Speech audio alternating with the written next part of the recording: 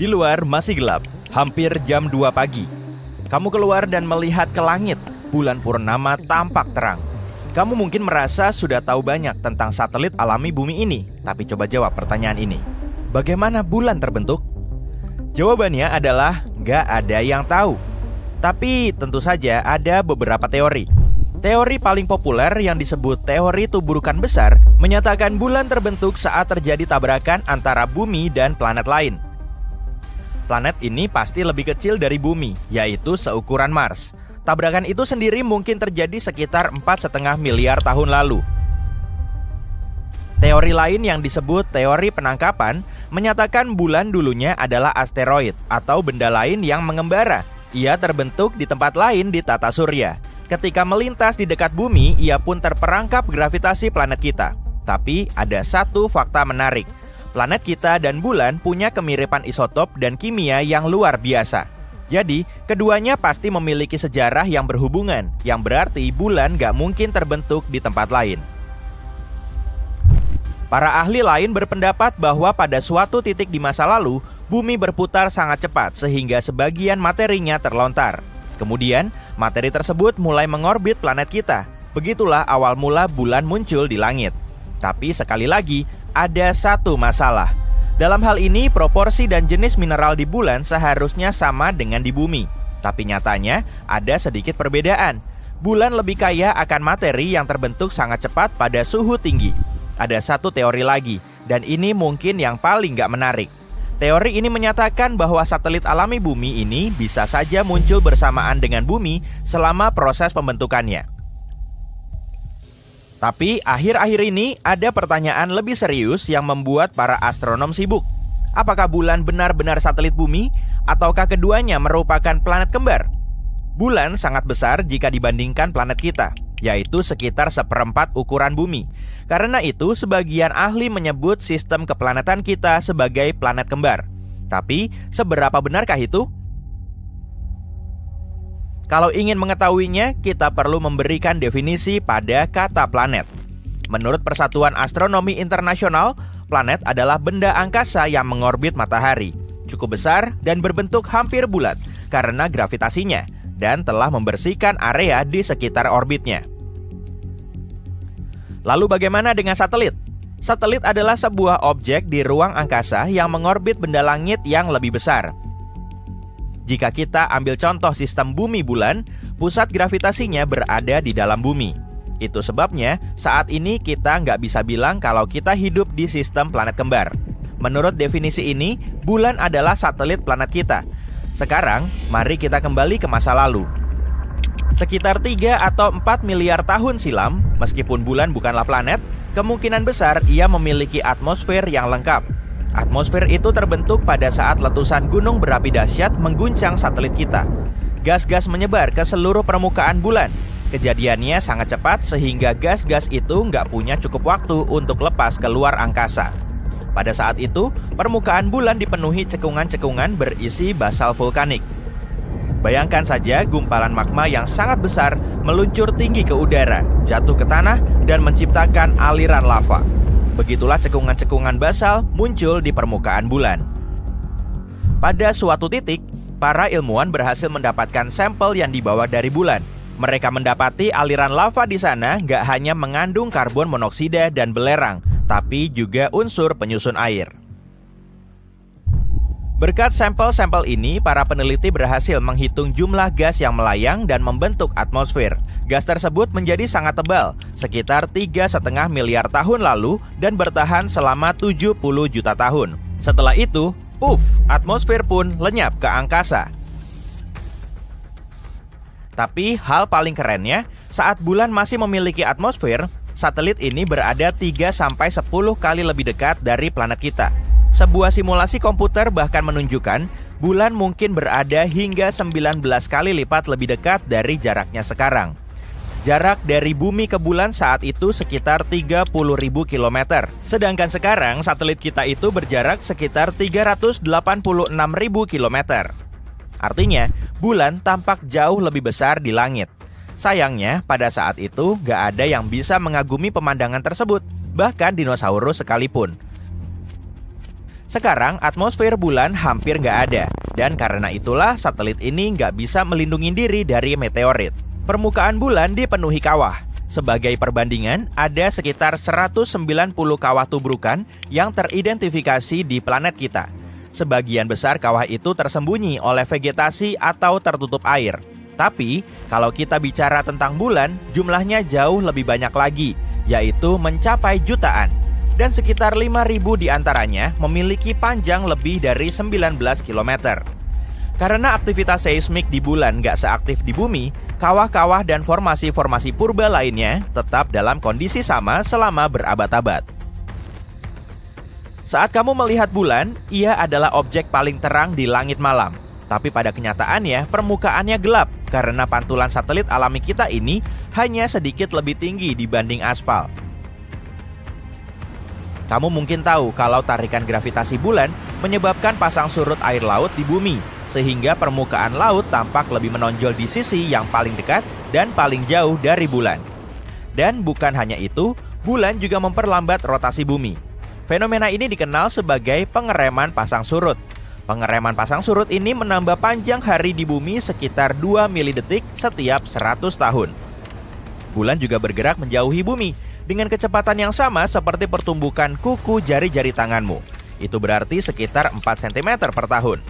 Jika suatu hari nanti bulan menjauh ke luar angkasa, planet kita akan mengalami masa-masa sulit. Tanpa efek gravitasi bulan, sudut kemiringan bumi akan berubah drastis. Dari nggak ada kemiringan sama sekali, yang berarti nggak ada musim, sampai kemiringan sangat besar yang mengakibatkan cuaca ekstrim. Meskipun sebagian besar permukaan bulan nggak aktif, satelit alami bumi ini masih mengalami gempa.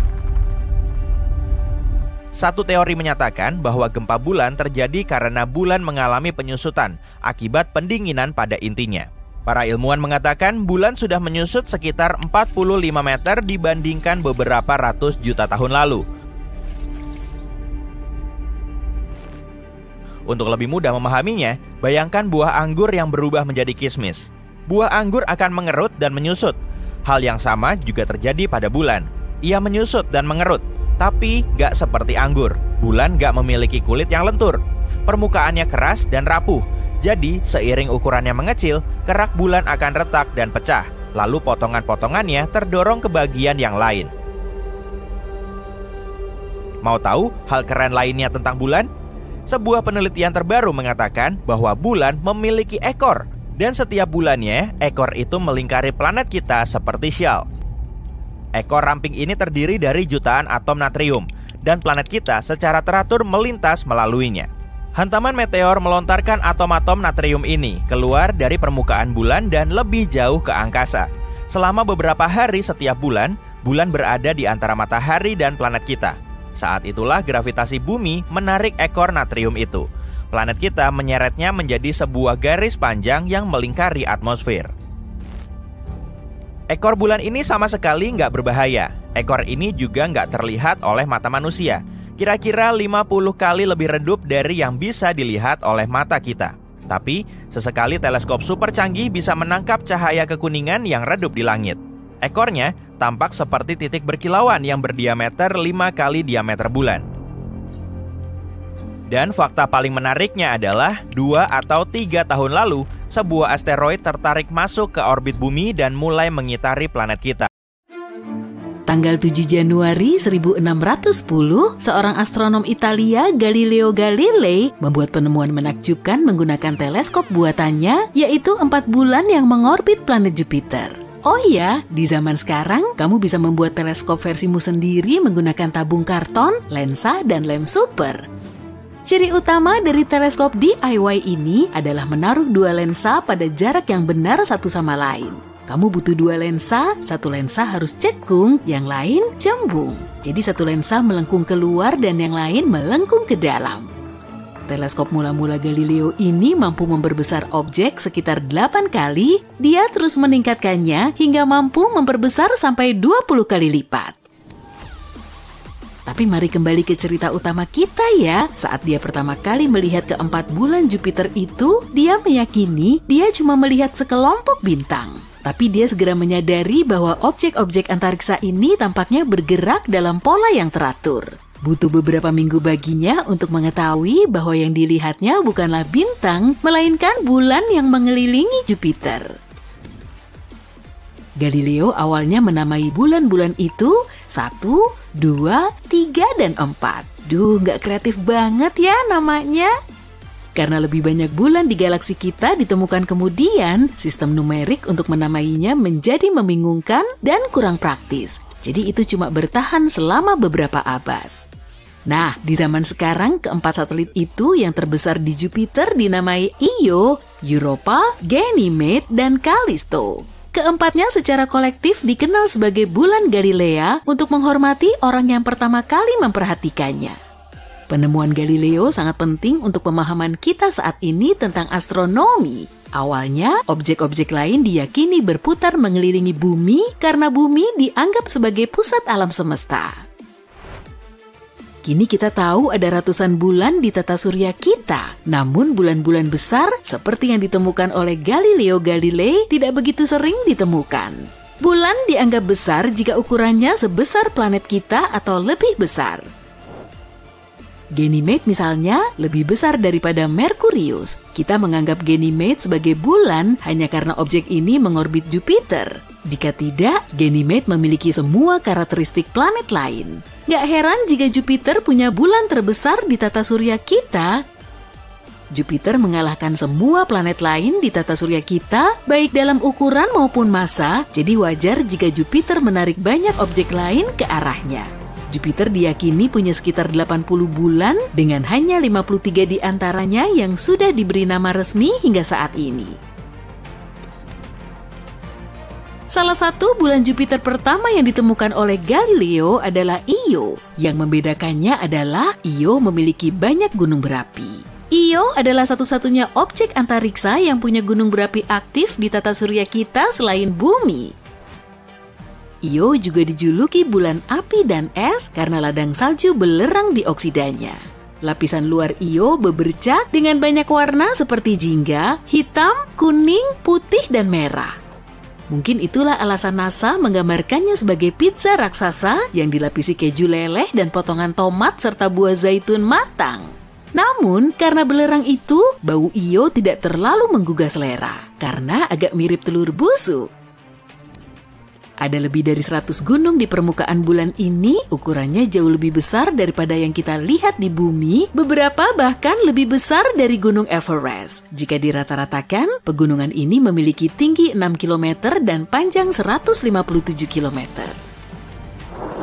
Karena gunung berapi aktif dan radiasi intens di Io, sangat kecil kemungkinan ada kehidupan seperti yang kita kenal di sana. Tapi hei, siapa bilang Io tidak memiliki bentuk kehidupan yang kita tidak ketahui? Selanjutnya ada Europa di daftar bulan Galilea yang terkecil dari keempat bulan ini. Ukurannya setara dengan bulan, Europa punya permukaan yang sepenuhnya es dengan beberapa kelompok kawah yang tersebar di sana-sini. Karena lapisan luar itu, Europa sangat reflektif, menjadikannya salah satu bulan paling terang di luar sana. Untuk usianya, para ilmuwan meyakini permukaannya berusia antara 20 hingga 180 juta tahun. Usia Europa sekitar 4,5 miliar tahun. Apa yang ada di bawah permukaan es itu sangat mengesankan. Bahkan mungkin terdapat rahasia kehidupan di luar bumi di sana. Es terbentuk di sini dalam dua cara. Yang pertama adalah lewat penggumpalan. Prosesnya sesuai istilahnya, es tumbuh begitu saja saat lingkungan di sekitarnya makin dingin. Namun, metode lainnya jauh lebih menarik. Lapisan air super dingin yang ditemukan di bawah cangkang es bereaksi saat diguncangkan. Ini kemudian menghasilkan kristal yang membuatnya tampak seperti turun salju secara terbalik, mengambang ke atas ke lapisan es tempat mereka berada. Kamu bisa menciptakan kembali lingkungan ini di rumah, ambil sebotol air murni dan masukkan ke freezer. Kalau kamu nggak punya air murni, cukup rebus air beberapa kali untuk menghilangkan kotorannya sebanyak mungkin. Karena tak akan ada partikel di dalamnya, begitu masuk freezer, air itu tak akan membeku. Tapi kalau kamu mengeluarkan botol ini dari freezer dan mengguncangnya, dampaknya akan membuat air mengkristal dengan cepat, mengubahnya menjadi konsistensi seperti lumpur. Mungkin ada air di Europa, tapi sejauh ini hanya ada sedikit bukti tentang adanya kehidupan di bulan ini. Namun, ini adalah salah satu kandidat tertinggi di tata surya untuk potensi kelayakan huni. Semacam bentuk kehidupan bisa beradaptasi untuk hidup di sana, di lautan bawah esnya. Lingkungan itu kemungkinan besar mirip dengan apa yang dapat kita temukan di lubang hidrotermal planet kita tersembunyi jauh di dalam lautan kita. Jumlah oksigen di atmosfer Europa sangat sedikit, tapi pada tahun 2013, NASA punya beberapa bukti keren. Sekali lagi ini mendukung teori bahwa ada potensi kehidupan di bulan ini. Tampaknya Europa mungkin mengeluarkan air keluar angkasa. Jika ini dikonfirmasi oleh pengamatan di masa depan, artinya Europa mungkin juga aktif secara geologis. Jika kita berhasil mempelajari sumber airnya suatu hari nanti, itu juga akan sangat berguna. Yang terbesar dari bulan-bulan Galilea adalah Ganymede. Ganymede juga merupakan bulan terbesar di tata surya kita. Ini adalah objek luar angkasa dengan kepadatan rendah yang ukurannya mirip Merkurius, tapi hanya memiliki setengah masanya. Meski begitu, Ganymede adalah satu-satunya bulan yang punya medan magnet sendiri.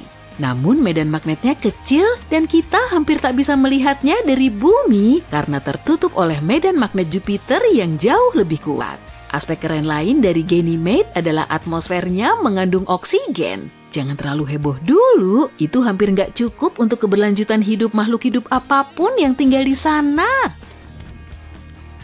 Kembali pada bulan Desember 2021, klip audio 50 detik dirilis yang sebelumnya direkam oleh probe NASA yang terbang di dekat Ganymede. Untuk pendengar yang tidak berpengalaman, suaranya mirip dengan koneksi internet dial-up lama, tapi karena nada-nadanya unik, Ganymede segera dijuluki sebagai bulan bernyanyi Jupiter. Terakhir di daftar bulan Galilea ada Callisto atau objek yang paling berkawah di tata surya kita. Yang menarik dari bulan ini adalah lanskapnya hampir tak berubah sejak terbentuk dan para ilmuwan masih memperdebatkan kenapa ini terjadi. Sebagian besar benda antariksa lain mengalami banyak perubahan sepanjang masa hidupnya karena peristiwa seperti tabrakan dengan benda lain, perubahan orientasi dan kecepatan, atau reaksi kimia yang terjadi di permukaannya. Callisto juga seukuran Merkurius, tapi kepadatannya lebih rendah. Medan magnet Jupiter memiliki dampak yang lebih kecil di sini karena posisi Callisto adalah yang terjauh. Permukaannya diperkirakan berusia 4 miliar tahun. Berbeda dengan Io, Callisto tak. Sekitar 8 miliar penduduk bumi mendapati berita mengerikan yang sama dalam satu hari. Seseorang melihatnya di TV, yang lain mendengarnya lewat HP saat scrolling media sosial atau mendengarkan musik. Beberapa melihat kabar ini dalam mimpi saat tidur. Seseorang memberi kabar dalam semua bahasa untuk memastikan semua orang memahaminya. Aku punya kabar baik dan buruk untuk kalian. Mari mulai dari berita buruk. Kalian semua adalah karakter dalam video YouTube dan bulan planet kalian akan terbelah dua. Bagi para penonton, ini akan menjadi cerita hipotetis. Tapi untukmu, peristiwa ini akan menjadi kenyataan. Kabar baiknya, aku cuma bercanda. Tidak ada kabar baik, tapi jangan khawatir. Kiamat takkan dimulai di planet kalian.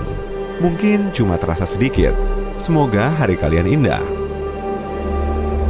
Awalnya, seluruh penduduk panik. Lalu, beberapa hari kemudian, semua orang kembali tenang. Mungkin itu cuma halusinasi massal, dan bulan akan baik-baik saja? Rupanya, ilmuwan telah menemukan sumber bahayanya. Sebuah meteorit kolosal terbang ke arah kita dari kedalaman angkasa luar yang jauh. Meteorit ini super cepat dan lumayan pipih, tapi punya tepi tajam. Untungnya, meteorit ini cuma akan melewati bumi dalam jarak beberapa ribu kilometer, tapi bulan tak seberuntung bumi. Meteorit itu terbang ke satu-satunya satelit alami bumi kita, tepat di tengahnya. Jadi, meteorit ini akan menembus bulan, melewati planet kita, dan terbang ke angkasa yang jauh lagi. Saat ini terjadi, semua orang tak bisa berpaling dari bulan. Meteorit itu memotongnya sempurna menjadi dua. Jadi, apa yang harus kita lakukan sekarang? Akankah bumi selamat?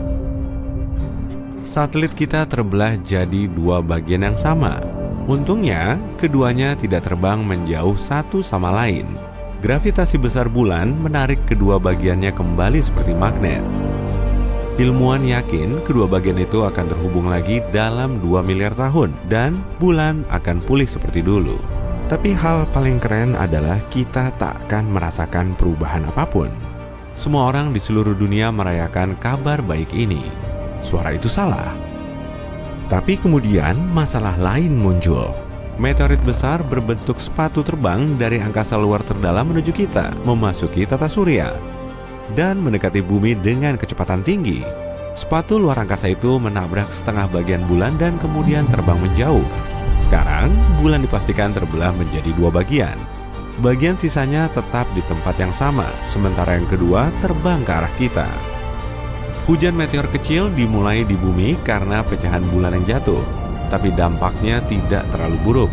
Sebagian besar bebatuan ini terbakar di atmosfer. Tapi hampir seluruh bagian yang terbelah terpecah di sekitar orbit planet kita dan membentuk sabuk batu. Sekarang, bumi seperti Saturnus. Pecahan yang berputar menghancurkan sebagian satelit buatan kita. Komunikasi dan internet bekerja tidak konsisten. Manusia butuh beberapa tahun untuk memulihkan koneksi yang stabil. Stasiun luar angkasa internasional pun tak ada lagi. Untungnya, semua astronaut berhasil kembali ke bumi sebelum separuh bulan itu mencapai mereka. Jadi, batuan bulan berterbangan mengelilingi bumi dan orang-orang melihat separuh bulan di langit. Hidup tak banyak berubah selama beberapa hari pertama, tapi mereka yang tinggal di pinggir laut dan samudra merasakan dampaknya. Bulan memengaruhi pasang dan surut dengan mengelilingi bumi dan membuat lautan berbentuk oval. Ada pasang saat bulan lebih dekat dan ada surut saat bulan jauh. Tapi sekarang jadwalnya berubah. Setengah bulan menarik lebih sedikit air. Ya, bulan kehilangan setengah beratnya dan mulai mendekati bumi. Tapi gaya gravitasinya menjadi lebih lemah. Burung laut, banyak spesies ikan, penyu, dan hewan pantai lainnya mungkin tak bisa bertahan dari perubahan ini. Naluri alami mereka yang terkait dengan bulan membantu mereka menentukan waktu untuk mencari makanan, berkembang biak, dan terbang ke selatan. Misalnya, penyu kecil mengharapkan air pasang yang kuat di pagi hari. Mereka lari ke air, tapi air tak sampai ke mereka. Penyu tidak bisa bersembunyi di laut tepat waktu dan menjadi santapan burung camar. Kepiting tak bisa bertelur karena air pasang mulai lebih awal dari biasanya. Serigala pun menggila di hutan. Mereka melolong keras setiap malam dan tak bisa berhenti. Seluruh alam tak bisa memahami apa yang terjadi. Tubuh manusia juga merasa tidak nyaman. Banyak orang mengalami tekanan darah rendah dan tinggi, dan beberapa mengalami sakit kepala parah. Setengah bulan mengubah seluruh ekosistem bumi. Beradaptasi dengan kondisi baru akan memakan waktu beberapa puluh atau mungkin ratusan tahun. Beberapa minggu berlalu, dan orang-orang menyadari kini hari menjadi lebih pendek. Bulan selalu memperlambat rotasi bumi dan menjadikan satu hari bertahan 24 jam. Bumi berputar lebih cepat sekarang. Malam dan pagi datang lebih awal dari biasanya. Kecepatan rotasi bumi meningkat dan mengurangi jumlah jam per hari menjadi 15 jam. Orang-orang mengalami insomnia atau tidur berlebihan. Tubuh butuh waktu untuk membiasakan diri. Jadwal kerja berubah di seluruh dunia. Sebelumnya, kita datang ke kantor pukul 9 pagi dan pulang pukul 6 sore. Sekarang kita datang pukul 7 pagi dan pulang pukul 2 siang. Waktu tidur menjadi lebih pendek dan orang-orang sangat sedih karenanya. Kemajuan melambat karena waktu kerja yang singkat. Teknologi masa depan kini terlambat 20-30 tahun. Gaji per jam tetap sama, jadi semua bos membayar lebih sedikit untuk jam kerja yang lebih sedikit. Bulan yang utuh menstabilkan cuaca dan iklim di bumi. Lihat saja Mars, dia punya 2 bulan kecil. Mereka dengan cepat berputar di sekitarnya dan mengguncang Mars di sekitar poros. Akibatnya, angin kencang, badai pasir, dan badai petir sering terjadi di planet merah. Sekarang, separuh bulan yang mendekati kita membuat bumi keluar dari rotasi stabil dan mengubah suhu musiman dunia. Di tempat panas, udaranya makin panas dan badai salju mengamuk di daerah-daerah dingin. Hujan besar pendek pun terjadi alih-alih cuaca cerah. Angin sepoi-sepoi bisa berkembang menjadi badai dan ombak kecil menjadi tsunami. Musim berubah lebih cepat, musim dingin lebih dingin, dan musim panas lebih panas. Perubahan rotasi planet memengaruhi medan magnet bumi. Karena kompas dan sistem navigasi sekarang tidak stabil, kita perlu menghitung ulang di mana utara dan selatan berada. Burung tak bisa terbang ke selatan untuk menunggu musim dingin karena mereka tak tahu arah terbangnya. Kompas alami mereka rusak.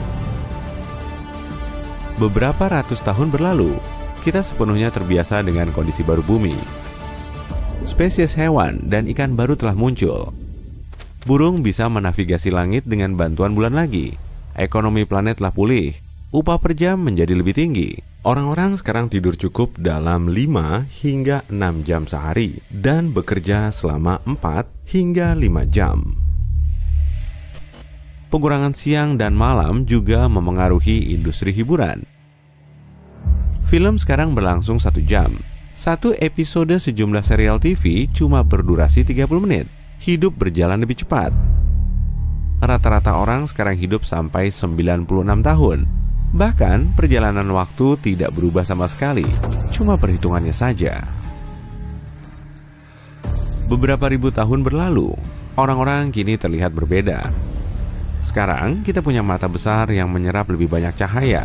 Bulan setengah tak bersinar seterang bulan utuh, jadi malam menjadi lebih gelap. Mata manusia butuh beberapa ribu tahun untuk mengembangkan kemampuan melihat jelas dalam kegelapan baru ini. Hewan perlu bernavigasi lebih baik dalam kondisi ini, jadi mata mereka juga lebih besar dan lebih sensitif. Selama periode ini, manusia membersihkan orbit batuan bulan. Beberapa stasiun luar angkasa terbang mengelilingi planet kita lagi. Dan sekali lagi, manusia mendengar suara aneh yang pernah memberitahu bahwa mereka semua adalah karakter dalam video YouTube hipotetis. Kali ini, suara itu berkata, ceritamu berakhir karena videonya berakhir. Maaf, selamat malam.